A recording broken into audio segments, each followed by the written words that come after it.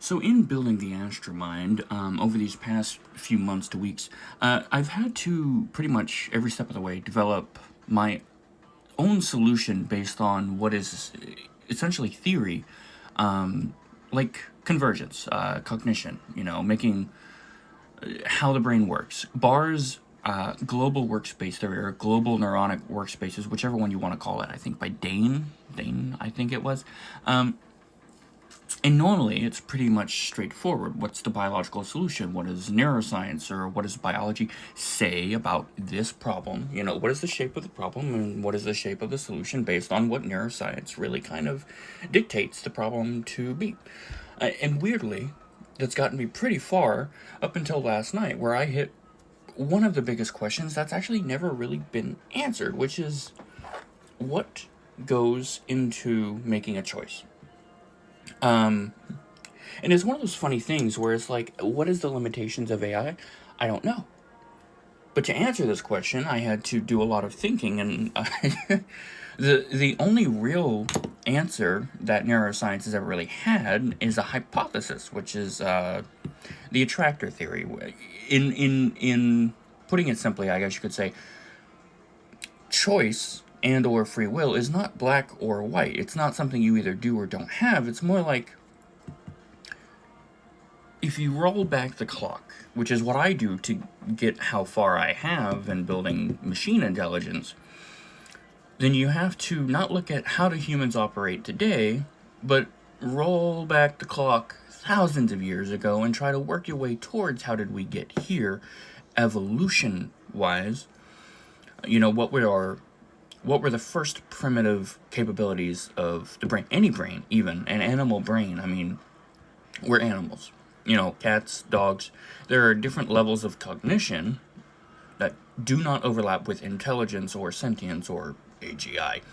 So, what you're left with when asking this question and really analyzing and thinking about it is that choice, and therefore free will, is more of depth. Your willingness to go against the path of least resistance.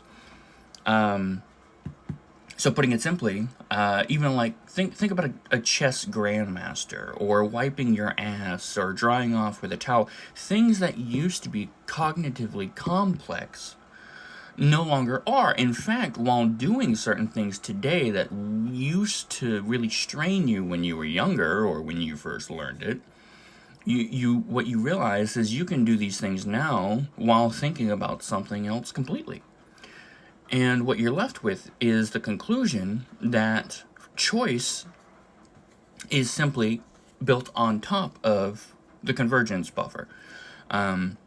The global workspace theory of different regions in the brain all broadcasting to a point of ignition that cascades across the brain front to back, or however you want to visualize it. And what that gives you is the brain has their own predisposed positions on a problem. Visually, audibly, memory. It's just pattern recognition, put simply, right? It's less about prediction models, and it's more about prediction error and learning from surprise, through dopamine gating, and then making sure that, to put it simply, free will and choice is simply an accumulation of experience, habit, instinct, and here are the paths laid out for you, predisposed, or whatever you want to call it, and your choice is your willingness to go against, well, we could take the easy way, or we could push a little bit past that and do the hard thing. So what free will is realistically the amount of depth that you have. Some people have no depth, and I have said that my entire life. It's something you can witness. It's something that you can tell by looking in their eyes, that some people are a little bit more animal than what we consider to be human. That is, they have chosen to continuously not build depth, to not go against the easy path, and they just sort of, I'm trying to remember what the word was. It's complacency. People who literally just remain complacent their entire lives and never push themselves have no depth. They have less free will. Their options are laid out for them through habit, routine, instinct, these things that are made for them, and their lack of willingness to push beyond that is what free will is what goes into a choice. And I have to answer this question because if I solve this, I will be the first human to ever give a legitimate mechanical answer. Because the Astromind is not AI, it's machine intelligence. That is a brain built from the ground up, not trained models. Nothing gets trained. Everything is instantiated at runtime, because I invented the Turnsick model, which is a Rust-based virtual machine for running my assembly instruction set to build. Currently, it is comprised of 104 models across 9 different brain regions, where hearing and visual input have the most at 20 and 20 each, I believe it is. And I am very strict about not hard coding anything in the mind. It must be dynamic. It must, it's layers upon layers of spiking neural networks of different kinds, like Hodgkin's and Ishevik. I never figured out how to pronounce that. Ishevik spiking neural networks. Every region has its own. They all tick at their own pace. They all run it continuously. That's the whole point of the Astromind system. And what makes it a digital, or rather what makes it a machine brain, is that it runs continuously between 200 hertz to 1000 hertz, depending on what the workload is. So what goes into free choice is unknown. I have a working mechanical theory that I'm going to be implementing. I'm working on it, but free choice, as I see it, is a measure of depth. Free choice, free will, freedom of choice. The choices are presented to you, the cognitive pilot in the machinery, because there are no souls, there are no magic, no gods. The physics are in your brain, running 8 billion times over in parallel on this earth.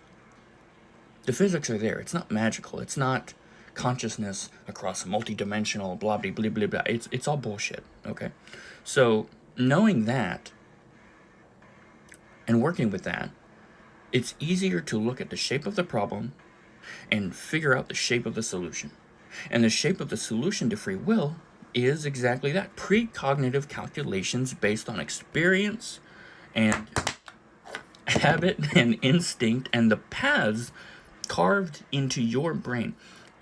Going back to the earlier example, a chess grandmaster took years of experience and cemented that into what is effectively predictive habit or instinct on this move has this cascade that does this does this.